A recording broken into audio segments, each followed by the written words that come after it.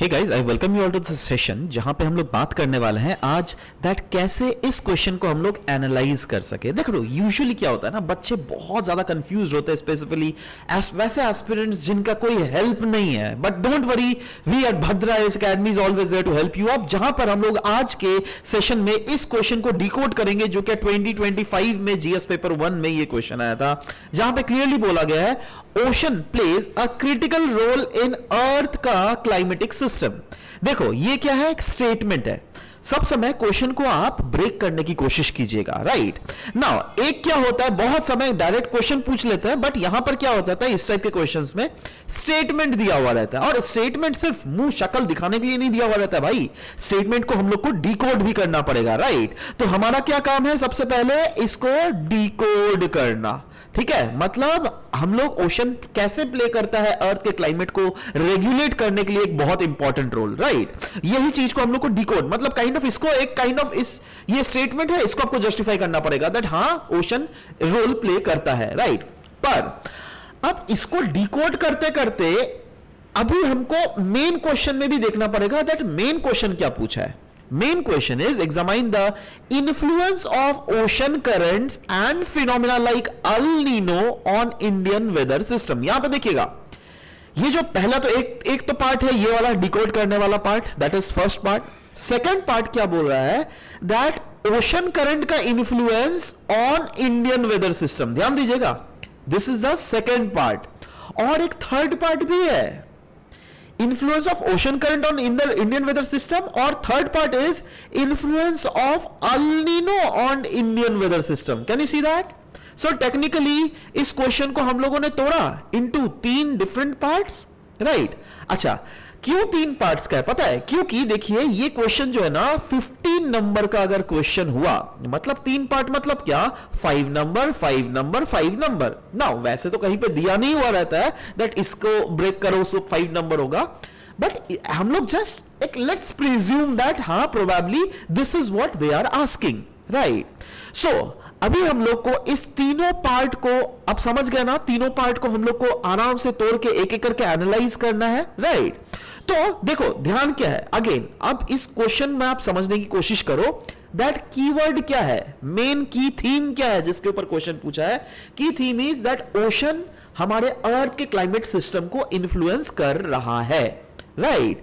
तो हम लोग डायरेक्टली अगर इसको क्वेश्चन में अगर मैं तोड़ के देखूं that if we move on to the question, then how this is thing, माफ करना guys,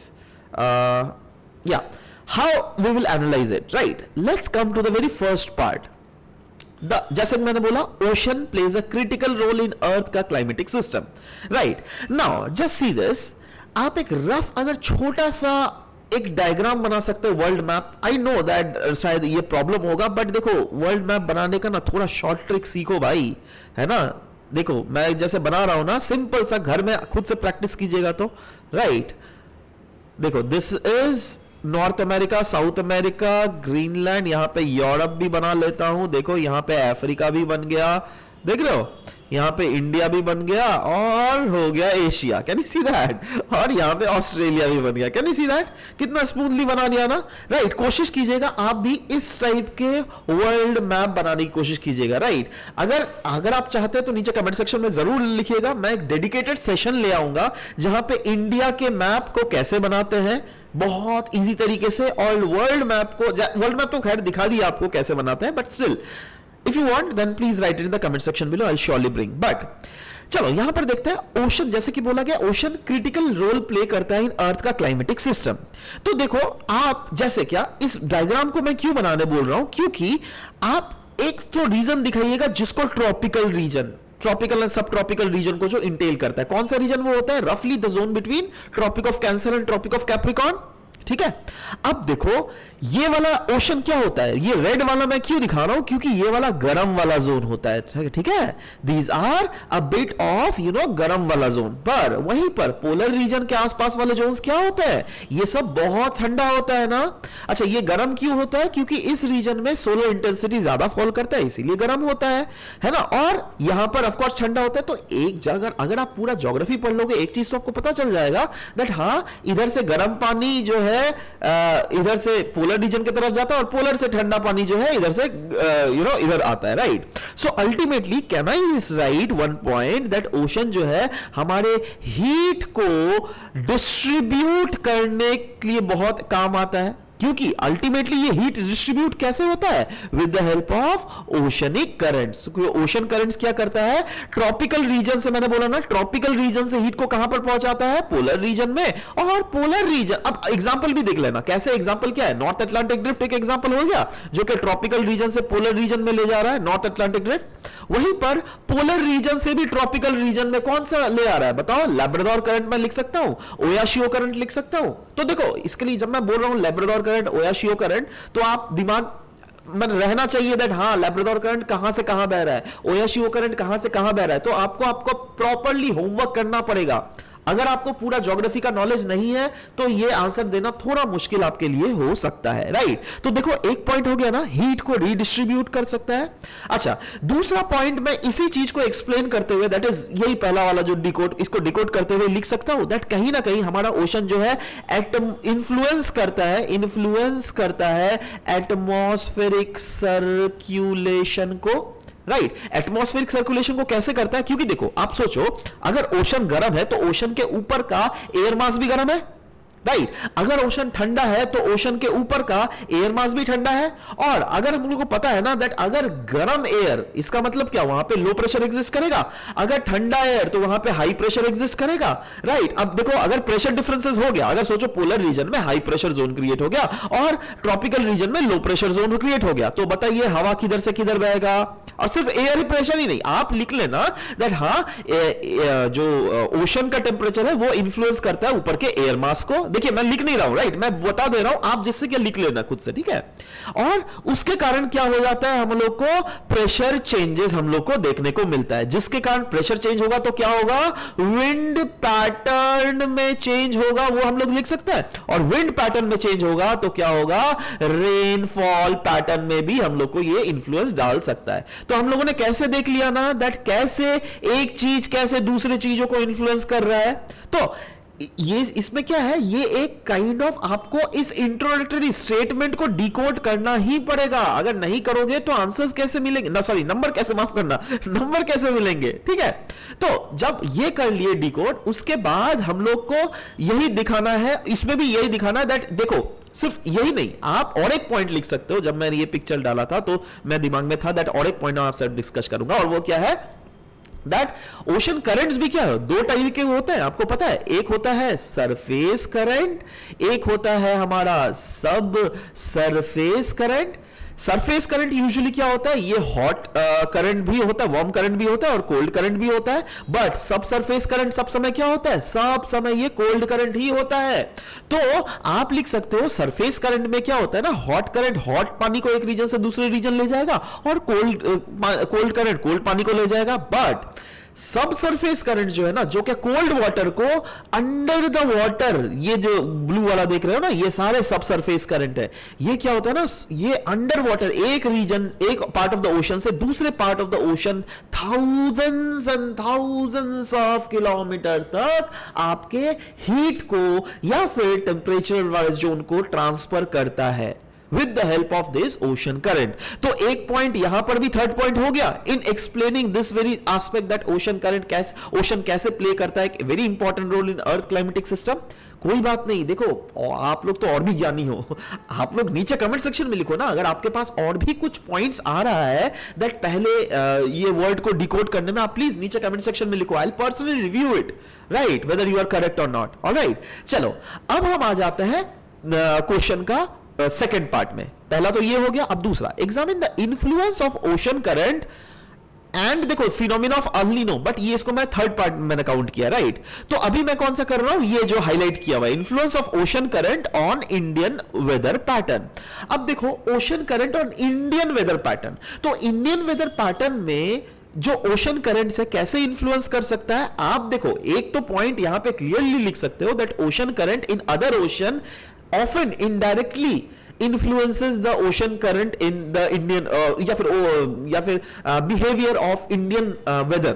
फॉर एग्जाम्पल आपको पता है ना, अल नीनो इंपैक्ट करता है इंडियन वेदर को। पर आप इस अल नीनो चीज को नहीं एक्सप्लेन कर पाओगे। क्यों? क्योंकि देखो ना, थर्ड पॉइंट में तो ये दिया ही हुआ है अल नीनो पॉइंट, राइट? तो इसको आप दोबारा क्या लिखोगे? हाँ, बट आप यहां पे क्या एनालाइज कर सकते हो दैट इंडियन ओशन में ही जो करंट्स मूव करते हैं वो कैसे इंफ्लुएंस कर रहा है। नाउ यहां पर आप क्लियरली इंडियन ओशन करंट में आप एग्जांपल भी लिख सकते हो दैट इंडियन ओशन करंट्स क्या होता है। दैट जैसे देखो यहां पर देख लीजिए, ये वाला Indian Ocean, can you see that there are different warm currents. एक नॉर्थ इक्वेटोरियल करंट देख रहे हो, साउथ इक्वेटोरियल करंट देख रहे हो, इधर से देखो, इधर से जा रहा है सोमालिया करंट, इधर से अरेबियन सी में भी करंट्स है, इधर से कुछ कुछ करंट्स आपके बे ऑफ बंगाल में भी देखने को मिल रहा है। तो क्या मैं बोल सकता हूं that currents in Arabian Sea and Bay of Bengal ये क्या करता है? इनहांस करता है हमारा इवापोरेशन, है ना। इनफैक्ट मॉइस्चर कंडीशन हमारे एटमॉस्फेयर में, क्लियरली बोल सकता हूं ना दैट हाँ, currents in Arabian Sea and currents in Bay of Bengal influences the evaporation and moisture availability over the Indian oceanic realm. Clearly बोला जा सकता है। एक पॉइंट मिल गया हमको। Yes, absolutely.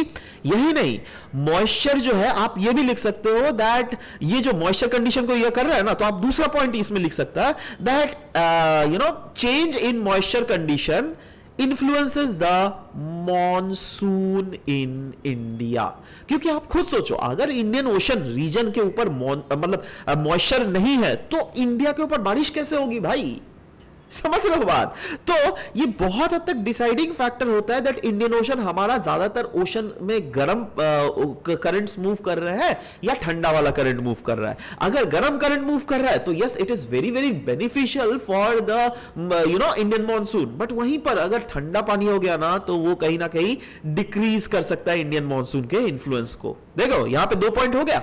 यही नहीं, आप इन पॉइंट्स के बाद जैसे देखो, ये सोमालिया है ना, अफ्रीका का ये कंट्री है सोमालिया, उसके सामने से ना एक करंट बहता है इस डायरेक्शन में, सोमालिया करंट। ना सोमालिया करंट का डायरेक्शन देखना, क्या नॉर्थ ईस्ट मॉनसून का भी डायरेक्शन यही होता है? यस।